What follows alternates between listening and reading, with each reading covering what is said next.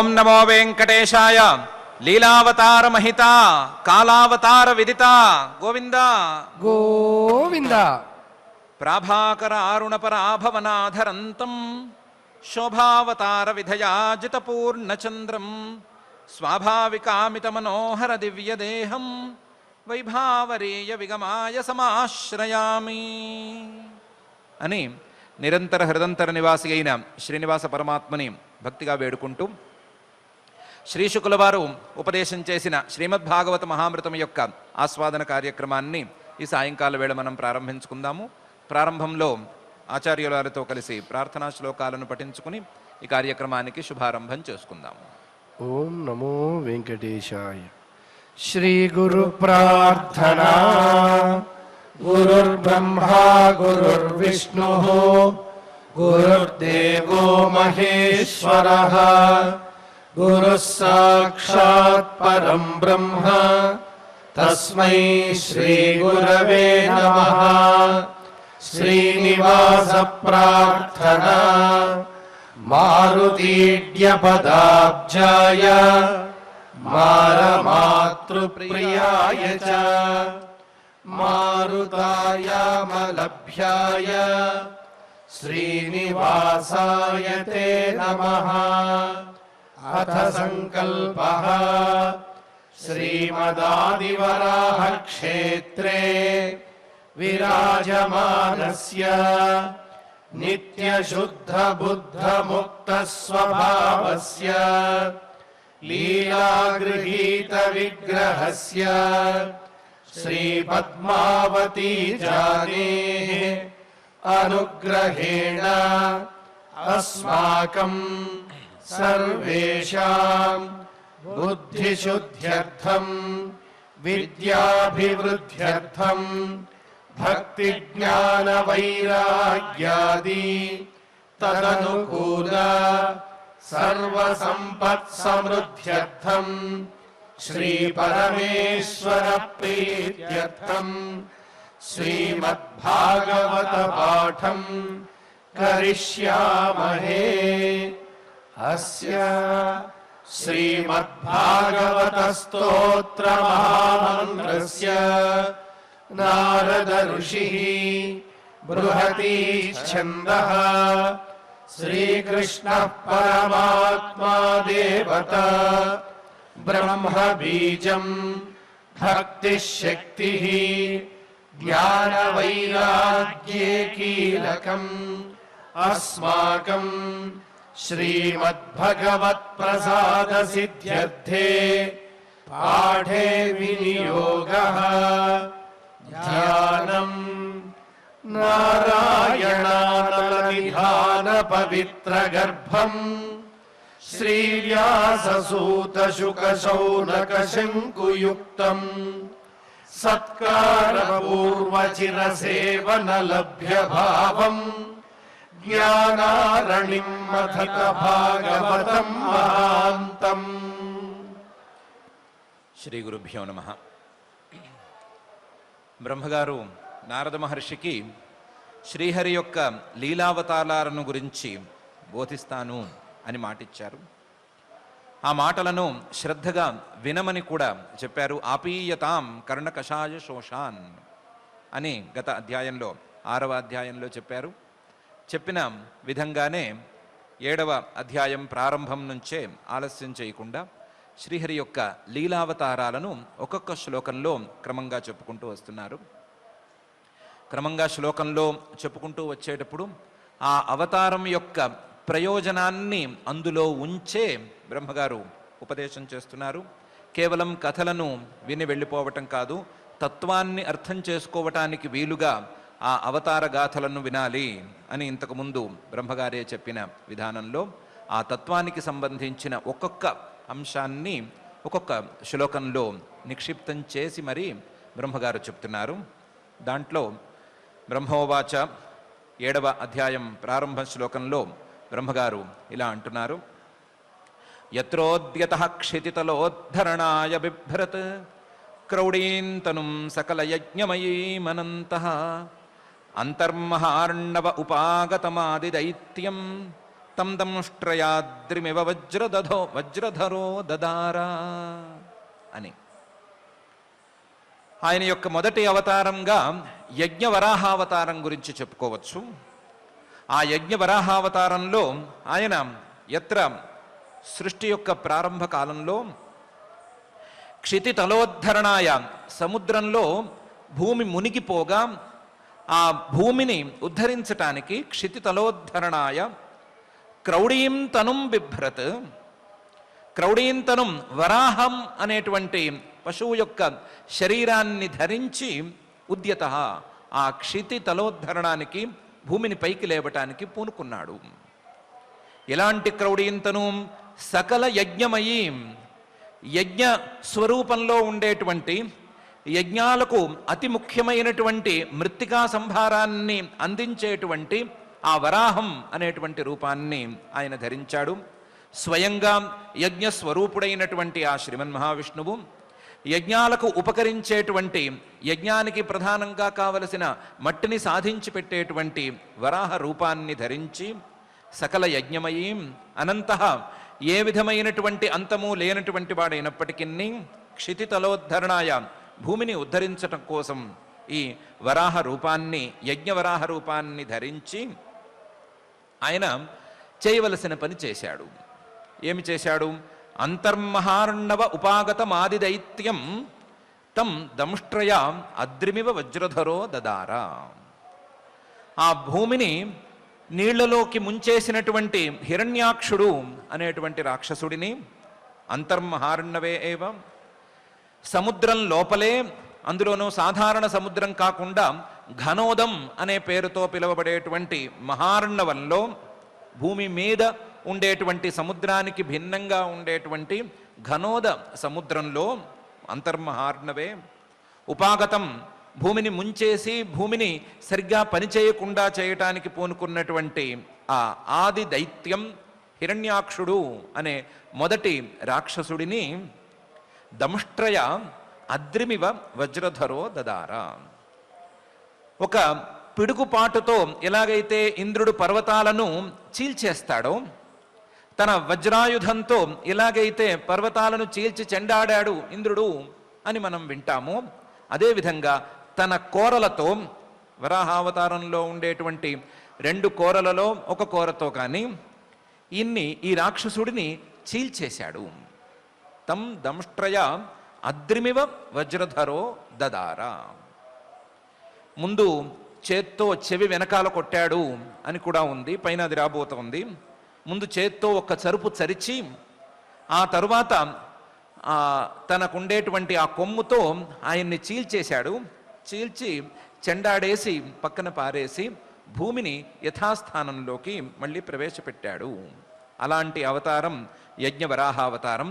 అది శ్రీహరి యొక్క మొదటి అవతారం అని బ్రహ్మగారు యత్రోద్యత క్షితితలోద్ధరణాయ బిభ్రత్ క్రౌడీంతనుం సకల యజ్ఞమయీమనంతః అంతర్మహార్ణవ ఉపాగతమాదిదైత్యం తం దంష్ట్రయాద్రిమివ వజ్రధరో దదారా అని చెప్తున్నారు. యజ్ఞవరాహావతారం అనేటువంటి అవతారంలో భూమి రక్ష అనేది ప్రధానంగా తీసుకోవచ్చు. ఈ భూమిని ఆయన ఎంత జాగ్రత్తగా పరిపాలిస్తున్నాడు, ఎంత జాగ్రత్తగా రక్షిస్తున్నాడు అనటానికి చిహ్నంగా ఈ అవతారాన్ని తీసుకోవచ్చు అని బ్రహ్మగారు అభిప్రాయాన్ని వ్యక్తం చేస్తూ క్షితితలోద్ధరణాయ అనే పదాన్ని ఈ శ్లోకంలో ప్రయోగిస్తున్నారు. ఇది మొదటి అవతారం అయితే, రెండవ అవతారంలో జాతోరుచేరజనయత్ సుయమాన్ సుయజ్ఞ ఆకూతిసూనురమరానథ దక్షిణాయాం లోకత్రయస్య మహతీ మహరద్యదార్తిం స్వయంభువేన మనునా హరిరిత్యనూక్తః అని రెండవ అవతారంలో ఈ సుయజ్ఞ అనేటువంటి పేరుతో శ్రీహరి అవతరించాడు అని చెప్తున్నారు. ఆ సుయజ్ఞ అనేటువంటి అవతారంలో జాతో రుచేహే, రుచి అనేటువంటి ప్రజాపతి గారు కాని ఉండేవారు. 9 మంది ప్రజాపతులు ఉన్నారు అని చాలా రోజులుగా చెప్పుకుంటూ వస్తున్న ప్రజాపతులలో రుచి గారు అనేటువంటి ఒక ప్రజాపతి గారు. ఆ ప్రజాపతి గారికి ఆకూతి అనేటువంటి భార్య, ఆ రుచి ఆకూతి అనేటువంటి దంపతులకు సుయజ్ఞ అనేటువంటి పేరుతో ఈయన జన్మించాడు. ఇది ఈయన రెండవ అవతారం. ఒకదాని తర్వాత ఒకటి వచ్చినటువంటి అవతారాలలో రెండవ అవతారమా, లేకపోతే చెప్తున్నటువంటి క్రమంలో రెండవ అవతారమా అనే ప్రశ్న వేసుకోనక్కర్లేదు. ఆయనకు ఉండేటువంటి అనంత అవతారాలలో ఏది ముందు ఏది వెనక అని తేల్చడం ఎవరి వల్ల కాదు. కాబట్టి చెప్పే క్రమంలో రెండవ అవతారం అని చెప్పుకోవటం సులభం. అలా రెండవ అవతారమైనటువంటి సుయజ్ఞ అవతారంలో ఆయన దక్షిణ అనేటువంటి భార్యను ఆయన పెళ్లి చేసుకున్నాడు. ఆ కన్యను పెళ్లి చేసుకున్నాడు. పెళ్లి చేసుకుని ఆ దక్షిణ అనేటువంటి భార్యతో అమరాన్, చాలామంది దేవతలను ఉత్పత్తి చేశాడు. దేవతలకే ఉత్పత్తి స్థానంగా ఈ అవతారంలో నిలిచాడు. నిలిచి జాతో రుచే రజనయత్ అమరాన్, ఆ దేవతలకు సుయమాహ అని పేర్లు పెట్టాడు. ఒక్కొక్క కల్పంలోనూ దేవతలకు ఒక్కొక్క పేర్లు ఉంటాయి. ఆ పేర్లలో భాగంగా స్వయంభువ మన్వంతరంలో పుట్టినటువంటి ఈ దేవతలకు సుయమాహ అని పేరు. ఆ సుయమాహ అనే పేరు కలిగినటువంటి దేవతలను ఈయన పుట్టించాడు, దేవతలకు జన్మనిచ్చాడు. జాతో రుచే రజనయత్ సుయమాన్ సుయజ్ఞ ఆకూతి సూను అమరాన్ అథ దక్షిణాయాం. ఎందుకు ఈ పని చేశాడు అంటే, లోకత్రయస్య మహతీ మహరద్ యదార్తిం. అప్పటికి ఎంతోమంది రాక్షసులు ఈ భూమిని పాడు చేయాలి అనే ప్రయత్నాన్ని ప్రారంభించారు. భూమి మీద నుంచి పైలోకాలకు కూడా వాళ్ళ ప్రభావాలు క్రమక్రమంగా పాకుతూ వస్తున్నాయి. క్రమంగా వాళ్ళు పైలోకాలను కూడా ఆక్రమించటానికి ప్రయత్నాలు ప్రారంభించారు. ఈ ప్రయత్నంలో లోకత్రయం, ముల్లోకాలు కూడా ఇబ్బందులు పడుతున్నటువంటి పరిస్థితి ఏర్పడింది. అలాంటి సందర్భంలో ముల్లోకాలకు వచ్చినటువంటి ఈ ఇబ్బందిని లోకత్రయస్య మహతీం ఆర్తిం ఆయన ఆయా రాక్షసులను సంహరించడం ద్వారా, రాక్షసులను సంహరించే ప్రభావం కలిగినటువంటి దేవతలను పుట్టించటం ద్వారా, దేవతలకు జన్మను ఇవ్వటం ద్వారా తొలగించాడు. లోకత్రయస్య మహతీం అహరద్యదార్తిం. అంతవరకు సుయజ్ఞ సుయజ్ఞ అనే పేరుతోనే ఈయన ప్రసిద్ధిలో ఉన్నాడు. సుయజ్ఞ ఫలానా వారి అబ్బాయి, ఫలానా వారి తండ్రి అనే పేరుతో ప్రసిద్ధంగా ఉన్నాడు. కాకపోతే ఈయన ఎప్పుడైతే ఇలా ముల్లోకాలను వేధించే రాక్షసులనే సంహరించేటువంటి ప్రతాపాన్ని చూపించాడో, అప్పుడు స్వయంభువేన మనున హరిరిత్యనూక్త. స్వయంభువ మనువు అని ఈయనకి మాతామహుడవుతాడు. ఆ మాతామహుడే అంటే తాతగారే, తల్లి తండ్రే, ఈయన హరి అవతారం తప్ప మరొకడు కాడు అని తేల్చి చెప్పేశాడు. అలా తేల్చి చెప్పే స్థాయిలో తన ప్రభావాన్ని చూపించి రాక్షసులను సంహరించి లోకాలను రక్షించాడు.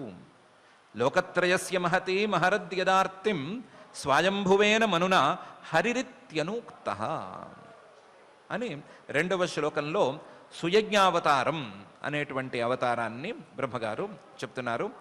ఈ అవతారంలో ప్రధానంగా దేవతలకే జన్మను ఇవ్వటం, ఉత్తమ స్వభావం కలిగినటువంటి దేవతలకు జన్మను ఇవ్వటం, అదే సమయంలో లోకాలను రక్షించటం అనేటి పరమాత్మ తాలూకు క్రియలను బ్రహ్మగారు చూపిస్తున్నారు.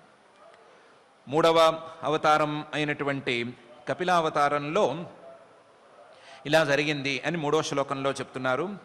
జజ్ఞే చ కర్దమగృహే ద్విజదేవహూత్యాం స్త్రీభిః సమం నవభిరాత్మగతిం స్వమాత్రే ఊచేయయాత్మశమలం గుణసంగపంకం అస్మిన్ విధూయ కపిలస్య గతిం ప్రపేదే అని.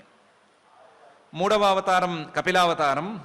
ఈ కపిలావతారంలో ఆయన కర్దముడు అనేటువంటి ప్రజాపతి గారిని తండ్రిగా ఎంచుకున్నారు. ఆ కర్దముడి భార్య దేవహూతి. ఈ కర్దమ దేవహూతి దంపతులకు కపిలహ అనే పేరుతో పుత్రుడిగా అవతరించాడు. జజ్ఞేచ కర్దమగృహే. కన్స్ట్రక్షన్ రంగాలలో దశాబ్దపు అనుభవంతో కస్టమర్ల మరియు శ్రేయోభిలాషుల మన్ననలను, నమ్మకాన్ని గెలుపొందిన సంస్థ విఆర్ఆర్ కన్స్ట్రక్షన్స్. నాణ్యతకు నమ్మకానికి మారుపేరు VRR constructions. Independent houses, apartments, villas అన్ని రకాల హంగులతో అలరించే అద్భుతమైన వెంచర్స్ తో పాటు అందరికీ అందుబాటు ధరలో సొంత ఇంటి కలను సాకారం చేసే నమ్మకమైన సంస్థ VRR constructions. Please visit VRR constructions, Vertex plaza near Radhika theatre, ECL X Road, Hyderabad. Call to 9100885551 9100885551. ద్విజ దేవహూత్యాం, ద్విజ ఓ నారదుడా, దేవహూత్యాం కర్దమ గృహే జజ్ఞే. కర్దమ దేవహూతి దంపతులకు వారింట్లో పుత్రుడుగా ఈయన అవతరించాడు. అవతరించేటప్పుడు ఈయనకి ముందే 9 మంది ఆడపిల్లలు పుట్టారు. 10వ వాడిగా ఈయన పుట్టాడు. స్త్రీభిస్సమం నవభిః. 9 మంది అక్కలు ఇంతకు ముందే పుట్టి ఉండగా 10వ వాడిగా చివరి వాడిగా ఈయన పుట్టాడు. స్త్రీభిస్సమం నవభిః. పుట్టినవాడు ఊరుకోకుండా ఆత్మగతిం స్వమాత్రే ఊచే. ఈయన మగపిల్లవాడు పుట్టంగానే తండ్రి గారు కర్దమ ప్రజాపతి గారు వైరాగ్యంతో సన్యాసాశ్రమాన్ని తీసుకుని వెళ్ళిపోయారు.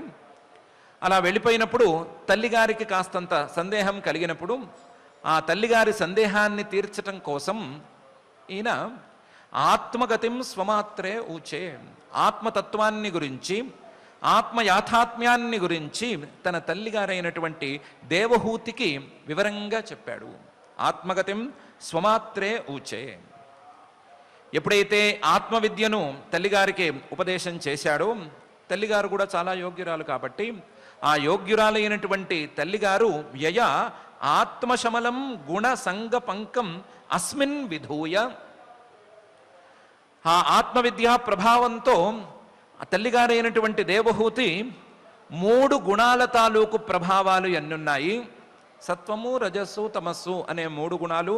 ఆ 3 గుణాల ప్రభావము, దాని ప్రభావం తాలూకు ప్రపంచము, దాని విస్తృతి ఎంత మేరకు ఉంది అనే విషయాన్ని అర్థం చేసుకుని ఈ 3 గుణాల తాలూకు బురదలో గుణ సంగ పంకం, ఈ 3 గుణాల యొక్క ప్రభావాలైనటువంటి సాంసారికమైన విషయాలు అనేటువంటి బురదలో కాలు పెట్టరాదు. ఒకవేళ పొరపాటున పెట్టినా సరే దాన్ని తీసేయాలి అనేటువంటి దృఢమైన నిశ్చయాన్ని కలిగి దానికి తగ్గట్టుగానే అందులోంచి కాలు తీసేసి ఆ బురదను మొత్తాన్ని వదుల్చుకుని గుణ సంగ పంకం అస్మిన్ విధూయ, ఆ జన్మలోనే పూర్తిగా వదిలిచేసేసుకుని కపిలస్య గతిం ప్రపేదే, తన కొడుకైనటువంటి శ్రీహరి చెప్పినటువంటి దారిలోనే ఆవిడ కూడా నడిచింది. నడిచి సాయుజ్యాన్ని, సిద్ధిని పొందింది అనేది జరిగింది. తన తల్లితో సహా అందరికీ కావలసినటువంటి జ్ఞాన మార్గాన్ని ఉపదేశం చేసినటువంటి అవతారం ఈ కపిలావతారం. ఆ అవతారంలో తల్లిగారికే ఉపదేశం చేయటం ద్వారా స్త్రీలు కావచ్చు, మరొకరు కావచ్చు, ఎవరైనా కావచ్చు, ఈ ఆత్మవిద్యకు అందరికీ అధికారం సమంగా ఉంటుంది అనే విషయాన్ని ఆయన బోధించాడు, చూపించాడు. అయితే ఆత్మవిద్యాధికారంలో చిన్న తేడా ఉంటుంది. స్త్రీలు మొదలైనటువంటి వాళ్ళు, వేదాధికారం లేనటువంటి వాళ్ళు వేదాలను నోటితో ఉచ్చరించి ఈ ఆత్మవిద్యను పొందకూడదు. వేదాధికారం ఉన్నవారు ఉచ్చరించి ఆత్మవిద్యను పొందవచ్చు. వేదాలను ఉచ్చరించకుండా అందులో ఉండేటువంటి ఆత్మవిద్యను అందరూ తెలుసుకోవాల్సిన అవసరం ఉంది అని తేల్చి చెప్పటానికే కపిలావతారాన్ని శ్రీహరి గ్రహించాడు అనే విషయాన్ని బ్రహ్మగారు 3వ అవతారాన్ని చెబుతూ జజ్ఞేచ కర్దమగృహే ద్విజ దేవహూత్యాం స్త్రీభిస్సమం నవభిరాత్మగతిం స్వమాత్రే ఊచే యయాత్మశమలం గుణ సంగ పంకం అస్మిన్ విధూయ కపిలస్య గతిం ప్రపేదే అనే శ్లోకంలో చెప్తున్నారు. 4వ అవతారం దత్తాత్రేయ అవతారం. ఆ అవతారంలో ఏం జరిగింది, ఆ అవతారంలో ఆయన ఎలా వ్యవహరించాడు అనే విషయాన్ని 4వ శ్లోకంలో చెప్తున్నారు. అత్రేరపత్యమభికాంక్షత ఆహతుష్టః దత్తో మయాహమితి యద్భగవాన్ సదత్తః యత్పాద పంకజ పరాగ పవిత్రదేహాః యోగర్ధిమాపురుభయీం యదుహైహయాద్యాః అని. అత్రి అనేటువంటి ఒక మహర్షి గారు, బ్రహ్మమానస పుత్రుడు. ఆయన సుదీర్ఘకాలం పాటు త్రిగుణాలకు లోను కాకుండా తపస్సు చేసుకున్నాడు. త్రిగుణాల ప్రభావం లేనటువంటి అతి పవిత్రమైనటువంటి తపస్సు చేసుకున్నాడు. చేసుకోగా పరమాత్మ ప్రత్యక్షమయ్యాడు. ప్రత్యక్షమయ్యి నీకేం వరం కావాలి అని కోరుకోమన్నాడు. కోరుకోమంటే అప్పటికే గుణాల ప్రభావాన్ని దాటేసినటువంటి అత్రి మహర్షి గారికి ఏం కోరుకోవాలో తెలియలేదు. తెలియక చివరికి ఆలోచించి ఏదో ఒకటి చెప్పాలి, స్వామి అడుగుతున్నాడు, మర్యాద కాదు అనే అభిప్రాయంతో ఎలాగూ నాకు మా తండ్రి గారు అంటే బ్రహ్మగారు వివాహం చేశారు, సంతానాన్ని అభివృద్ధి చేయమని ఆజ్ఞ ఇచ్చారు, కానీ సంతానాన్ని అభివృద్ధి చేయడానికి నాకు దారేమీ కనిపించడం లేదు, నాకు సంతానంగా నీవు రావటం ఒక్కటే దారి అని అనిపిస్తోంది అని తన యొక్క అభిప్రాయాన్ని అత్రి మహర్షి గారు పరమాత్మ ముందు వెల్లడించాడు. ఆ వెల్లడించినటువంటి అభిప్రాయానికి, అందులో ఉండేటువంటి పవిత్రతకు పరమాత్మ అయినటువంటి ఆ శ్రీహరి సంతోషించి అత్రేరపత్యం అభికాంక్షత ఆహ తుష్ట, చాలా సంతోషించి సంతానాన్ని ఇంత అద్భుతంగా కోరుకున్నవాడు ఈ సృష్టిలో ఎవరూ లేరు అనేటువంటి సంతోషంతో ఏమన్నాడు, దత్తో మయా అహం అని అన్నాడు. నన్ను నేను నీకు ఇచ్చేసుకున్నాను, నన్ను నేనే నీకు సమర్పించుకుంటున్నాను, నన్ను నేను నీకు పుత్రుడిగా సమర్పించుకుంటున్నాను, నేనే ఇచ్చేసుకుంటున్నాను అని చెప్పాడు. దత్తో మయాహం ఇది యద్ భగవాన్, పరమాత్మే అలా అనటంతో ఆయనకి వేరే పేరు పెట్టకూడదు అని అందరూ దత్తః అని పిలవటం మొదలుపెట్టారు. స భగవాన్ సదత్తః. ఈ దత్తాత్రేయ అవతారంలో దత్తుడు తనంతట తాను ఇచ్చేసుకున్నానన్నాడు కాబట్టి ఆయన పేరు దత్తుడు. అత్రి మహర్షికి పుత్రుడుగా అవతరించాడు కాబట్టి ఆత్రేయుడు, రెండూ కలిపితే దత్తాత్రేయుడు అని పిలవటం మొదలుపెట్టుకున్నారు. దత్తుడు, ఆత్రేయుడు అనే రెండు పేర్లతో విడివిడిగాను ఈయనకి ప్రసిద్ధి ఉంది. ఆ ప్రసిద్ధి ఉండేటువంటి ఈ అవతారంలో ఆయన యోగ విద్యలో లేదా జ్ఞానాన్ని సముపార్జించుకోవటంలో ఎవరైనా తీవ్రమైనటువంటి ప్రయత్నం చేసుకునే మాట అయితే వారికి ఎక్కడ లేని సహాయం అందించటం అనేటువంటి నియమాన్ని పెట్టుకున్నాడు. కాకపోతే పరీక్ష గట్టిగా చేస్తాడు, నిలిచిన వాళ్ళనే ఉంచుకుంటాడు, పరీక్షలో నిలవని వాళ్ళని జనరల్ అనుగ్రహంతోనే పంపించేసేస్తాడు. పరీక్షలో తట్టుకుని నిలబడే వాళ్ళకి ఎంత దూరమైనా సరే ఫలితాన్ని ఇచ్చేటువంటి అలవాటుని అవతారంలో ఉంచుకున్నాడు. దానికి తగ్గట్లుగా యత్పాద పంకజ పరాగ పవిత్ర దేహా, ఆయన యొక్క పాద పద్మాల తాలూకు పుప్పొడితో నిరంతరం ఆయన పాదాలను సేవించుకోవటంతో పవిత్రమైన దేహాలు కలిగిన వారందరికీ కూడా నిరంతరం ఆయనకు సేవను చేసుకుంటూ ఆయన అనుగ్రహం కలిగేంత వరకు ఆ సేవను ఆపకుండా ఉండే వారందరికీ కూడా ఆయన చాలా ఫలితాలను ఇచ్చాడు. అందులో యోగర్ధిం, యోగం యొక్క రుద్ధిని, యోగంలో అందుకోవలసినటువంటి స్థితిని, అందుకోవలసినటువంటి ఫలితాలను ఆయన విరివిగా ఇచ్చేశాడు. యోగర్ధి మాపుహు ఎంతోమంది పొందారు.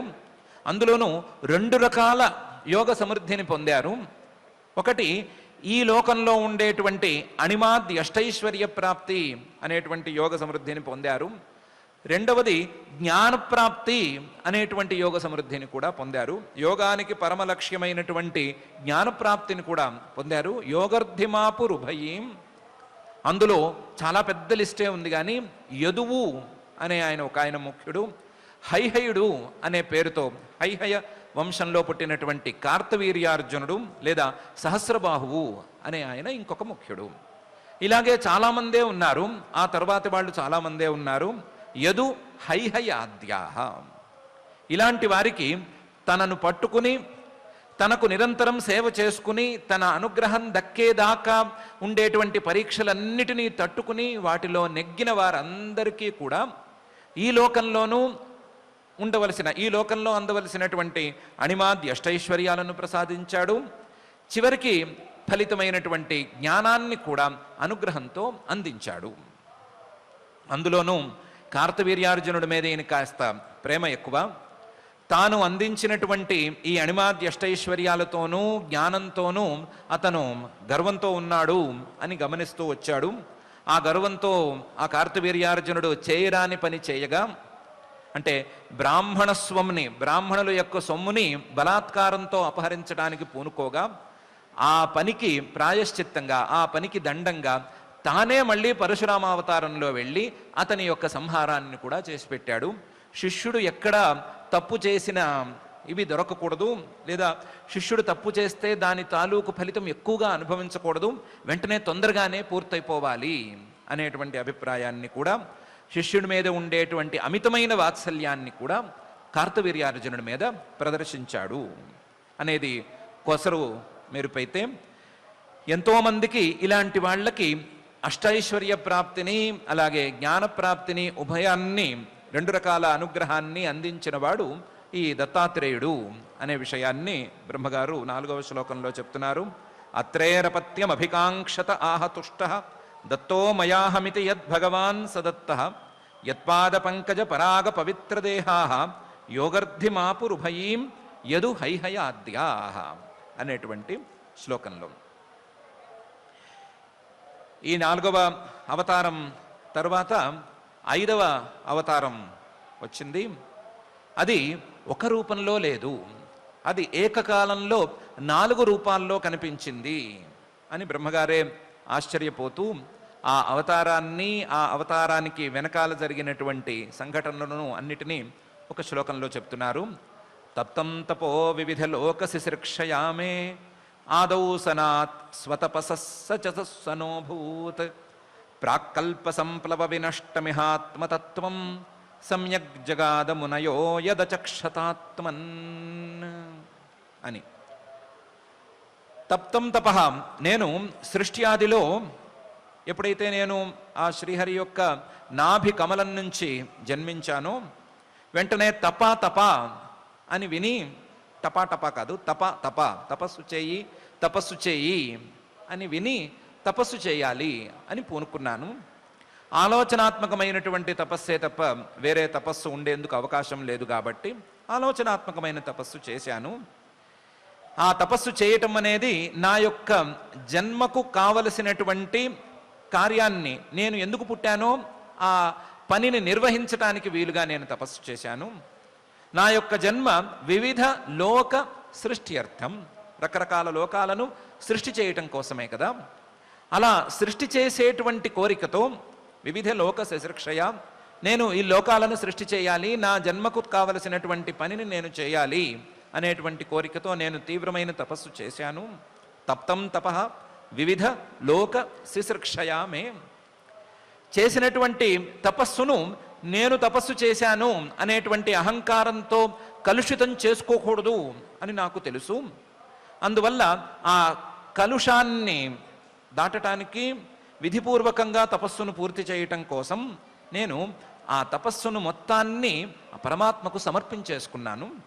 ఆదౌ సనాత్, ఆయనకే ఆ కర్మ ఫలాన్ని లేదా తపస్సు తాలూకు ఫలితాన్ని మొత్తాన్ని సమర్పించేసుకున్నాను. నేను చేసుకున్నటువంటి ఈ సమర్పణకు ఫలితంగా, సనం అంటే సమర్పణం కాబట్టి ఆ సనానికి ఫలితంగా సనా సనా సనా సనా అనేటువంటి 4 పేర్లతో 4 రూపాలలో పరమాత్మ అవతరించాడు. స్వతపసః సహ చతుస్సనోభూత్, 4 సన అనే పేర్లతో కలిసినటువంటి అవతారాలను ఏకకాలంలో గ్రహించాడు. సనకః, సనందనః, సనాతనః, సనత్కుమారః అనే పేర్లతో 4 రూపాలలో ఏకకాలంలో ఆయన జన్మించాడు. అలా అవతరించి నా యొక్క తపస్సు యొక్క ఫలితాన్ని అందరికీ అందించడాన్ని ఆయన ప్రారంభించాడు. తప్తం తపో వివిధ లోక శిశిర్క్షయామే ఆదౌ సనాత్ స్వరసతః స చతుస్సనోభూత్.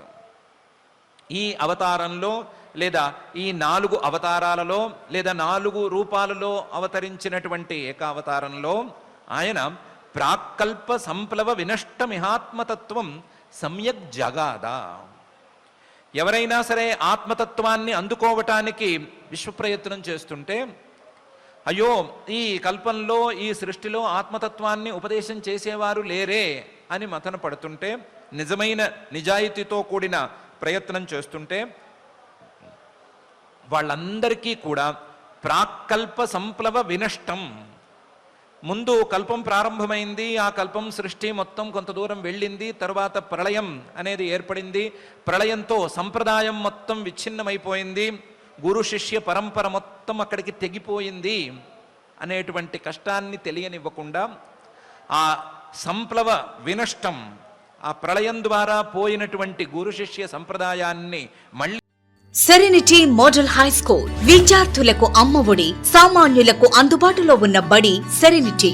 మేడ్చల్ జిల్లాలో మేటిగా నిలిచి సాటిలేని ఫలితాలను సాధిస్తున్న నంబర్ 1 స్కూల్ సెరెనిటీ. మా ప్రత్యేకతలు: ప్రతి విద్యార్థి పట్ల వ్యక్తిగత శ్రద్ధ, activity based learning and digital classrooms, computer lab, 100% ఫలితాలు, sports and cultural activities, yoga, abacus మరియు Vedic maths education. Please visit Serenity Model High School, Nagaram. Admissions are in progress. Call 04027146899 and 04027148699. మొదలు పెట్టడానికి ఆత్మతత్వం సమ్యక్ జగాద. తనను ఆశ్రయించిన వారందరికీ, కావలసిన వారందరికీ ఈ 4 సనావతారాలలో, ఈ 4 అవతారాలలో ఆయన ఉపదేశం చేయటం అనేది పనిగా పెట్టుకున్నాడు. ఉపదేశమే ప్రధానమైన పని. వేరే ఏవి లేవు, వేరే ఏ లీలలు లేవు, వేరే రాక్షసుల్ని సంహరించటం, ఆయుధాలని పట్టడం ఇలాంటివి ఏమీ లేవు. కేవలం ఉపదేశం చేయటం అనే పనినే పెట్టుకున్నాడు. ఈయన ఈ అవతారంలో ఎవరికైనా సరే ఉపదేశం చేశాడు అంటే, ఈ సనావతారం, సనత్ కుమార అవతారం కావచ్చు, లేదా సనక, సనందన, సనాతన ఏ అవతారమైనా కావచ్చు, ఈయన ఉపదేశం చేశాడు అంటే అర్థం కాకపోవటం అనేది ఉండదు, ఆత్మతత్వం అనేది తెలియకపోవటం అనేది జరగదు. అందువలన మునయ యదచక్షత ఆత్మన్, ఆయన చెప్పంగానే, ఈ సనావతారాల్లో చెప్పంగానే మునులందరూ వెంటనే అర్థం చేసేసుకునేవారు. అర్థం చేసుకోవటం మాత్రమే కాదు, వెంటనే ఆ ఆత్మతత్వాన్ని స్పష్టంగా చూడగలిగేవాళ్ళు. అంత స్పష్టంగా ఆయన బోధ చేసేవాడు. అంత స్పష్టంగా బోధ చేసి నష్టమైనటువంటి, ప్రళయం వలన తెగిపోయినటువంటి గురు శిష్య సంప్రదాయాన్ని మళ్ళీ పునరుద్ధరించి పెట్టాడు. అందులోనూ ఆత్మతత్వజ్ఞానం విషయంలో ఉండే గురు శిష్య పరంపరను ఈయన మళ్ళీ పునఃప్రారంభం చేశాడు అని బ్రహ్మగారు ఈ శ్లోకంలో చెప్తున్నారు. తప్తం తపో వివిధ లోక శిశృక్షయామే ఆదౌ సనాత్ స్వతపస స చతుస్సనోభూత్ ప్రాక్కల్ప సంప్లవ వినష్టమిహాత్మతత్వం సమ్యక్ జగాద మునయో యదచక్షతాత్మన్ అని. ఎలాగైతే దత్తావతారంలో జ్ఞానప్రాప్తికై పరమాత్మ పాటుపడటం అనేది చూపించాడు, తనను ఆశ్రయించిన వారికి 2 విధాల యోగాలను అందించటం అనేది పనిగా పెట్టుకున్నాడు. అలాగే ఈ సనావతారంలో కూడా ఆత్మవిద్యోపదేశాన్నే పనిగా పెట్టుకున్నాడు.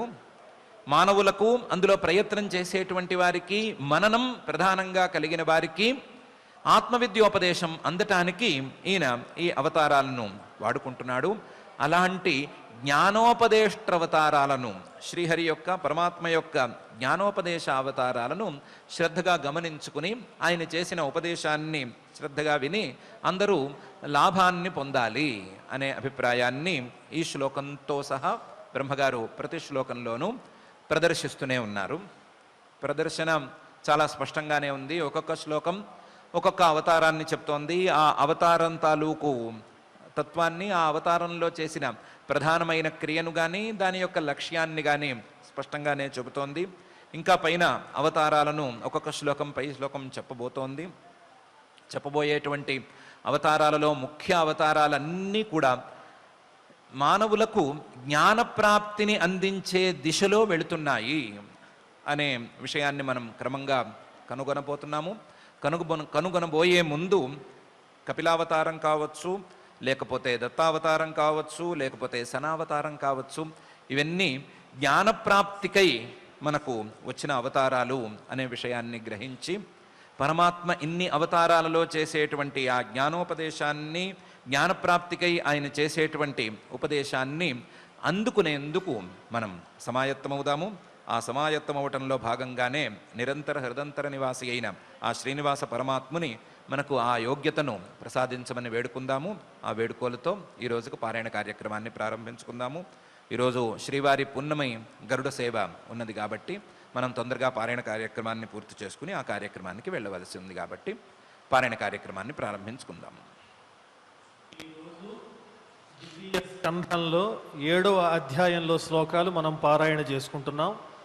अथ श्रीमद्भागवते श्रीमद्भागवते पारमहंस्यां संहितायां पारमहंस्यां संहितायां द्वितीयस्कन्धे द्वितीयस्कन्धे सप्तमाध्याये श्लोकाः सप्तमाध्याये श्लोकाः ब्रह्मोवाच ब्रह्मोवाच यत्रोद्यतः क्षितितलोद्धरणाय बिभ्रत् यत्रोद्यतक्षितितलोद्धरणाय बिभ्रत् क्रौडीं तनुं सकलयज्ञमयीमनन्तः प्रौढीं तनुं सकलयज्ञमयीमनन्तः अन्तर्महार्णव उपागतमादिदैत्यम् अन्तर्महार्णव उपागतमादिदैत्यम् तं दंष्ट्रयाद्रिमिव वज्रधरो ददार तं दंष्ट्रयाद्रिमिवज्रधरो ददार जातो रुचेरजनयत् सुयमान् सुयज्ञः जातो रुचेरजनयत् सुयमान् सुयज्ञः आकूतिसूनुरमरानध दक्षिणायाम् आकूतिसूनुरमरानधदक्षिणायाम् लोकत्रयस्य महतीमहरद्यदार्तिम् लोकत्रयस्य महतीमहरद्यदार्तिम् स्वायम्भुवेन मनुना हरिरित्यनूक्तः स्वायम्भुवेन मनुना हरिरित्यनूक्तः जज्ञे च कर्दमगृहे द्विजदेवहूत्याम् यज्ञे च कर्दमगृहे द्विजदेवहूत्याम् स्त्रीभिः समं नवभिरात्मगतिं स्वमात्रे स्त्रीभिः समं नवभिरात्मगतिम् स्वमात्रे ऊचेययात्मशमलं गुणसङ्गपङ्कम् ऊचेयात्मशमलम् गुणसङ्गपङ्कम् अस्मिन् विधूय कपिलस्य गतिं प्रपेदे अस्मिन् विधूय कपिलस्य गतिम् प्रपेदे अत्रेरपत्यमभिकाङ्क्षत आहतुष्टो अत्रेरपत्यमभिकाङ्क्षत आहतुष्टो दत्तो मयाहमिति यद्भगवान् स दत्तः दत्तो मयाहमिति यद्भगवान् स दत्तः यत्पादपङ्कजपरागपवित्रदेहाः यत्पादपङ्कजपरागपवित्रदेहाः योगर्धिमा पुरुभयीं यदुहैहयाद्याः योगर्धिमामुरुभयीं यदुहैहयाद्याः तप्तं तपो विविधलोकसिसृक्षया मे तप्तं तपो विविधलोकसिसृक्षया मे आदौ सनात्सतपसः स चतुस्सनोऽभूत् आदौ सनात्स्वतपसः स चतुस्सनोऽभूत् प्राक्कल्पसम्प्लव विनष्टमिहात्मतत्त्वम् प्राक्कल्पसम्प्लव विनष्टमिहात्मतत्त्वम् सम्यज्जगादमुनयो यदचक्षतात्मन् सम्यक् जगादमुनयो यदचक्षतात्मन् धर्मस्य दक्षदुहितर्यजनिष्टमूर्त्याम् धर्मस्य दक्षदुहितर्यजनिष्ठमूर्त्याम् नारायणो नर इति स्वतपः प्रभावः नारायणो नर इति स्वतपः प्रभावः दृष्ट्वात्मनो भगवतो नियमावलोपम् दृष्ट्वात्मनो भगवतो नियमावलोपम् देव्यस्त्वनङ्गपृतना घटितुं न शेकुः देव्यस्त्वनङ्गपृतना घटितुम् न शेकुः कामं दहन्ति कृतिनो ननु रोषदृष्ट्या कामम् दहन्ति कृतिनो ननु रोषदृष्ट्या रोषं दहन्तमुत तेन दहन्त्यसह्यम् रोषम् दहन्तमुत तेन दहन्त्यसह्यम् सोऽयं यदन्तरमलं प्रविशन् बिभेति सोऽयम् यदन्तरमलम् प्रविशन् बिभेति कामः कथं नु पुनरस्य मनस्रयेत कामः कथम् नु पुनः నరస్య మనశ్రయేత విద్ధః సపత్న్యుదితపత్రిభిరంతి రాజ్ఞో విద్ధః సపత్యుదితపత్రిభిరంతి రాజ్ఞో బాలోపి సన్నుపగతస్తపసేవనాని బాలోపి సన్నుపగతస్తపసేవనాని తస్మాదాధ్రువగతిం గృణతే ప్రసన్నో తస్మాదాధ్రువగతిం గృణతే ప్రసన్నో దివ్యాస్తువంతి మునయో యదుపర్యధస్తాత్ దివ్యాస్తువంతి మునయో యదుపర్యధస్తాత్ యద్వేనముత్పథగతం ద్విజవాక్యవజ్ర యద్వేనముత్పథగతం ద్విజవాక్యవజ్ర విప్లుష్టపౌరషభగం నిరయే పతంతం విప్లుష్టపౌరుషభగం నిరయే పతంతం యద్వేనముత్పథగతం ద్విజవాక్యవజ్ర విప్లుష్టపౌరుషభగం నిరయే పతంతం యద్వేనముత్పథగతం ద్విజవాక్యవజ్ర విప్లుష్టపౌరుషభగం నిరయే పతంతం త్రాత్వార్థితో జగతి పుత్రపదం చ లేభే త్రాత్వార్థితో జగతి పుత్రపదం చ లేభే దుగ్ధా వసూని వసుధా సకలాని యేన దుగ్ధా వసూని వసుధా సకలాని యేన నాభే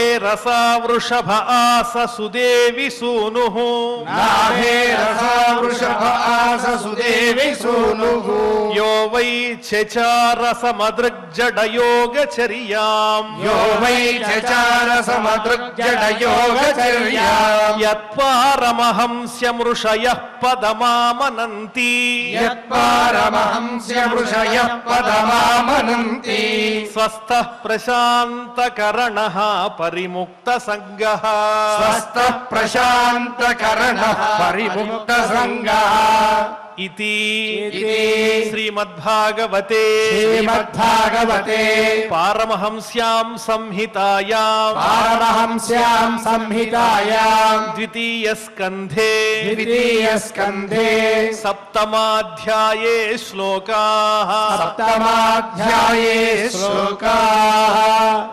ఓం నమో వెంకటేశాయ.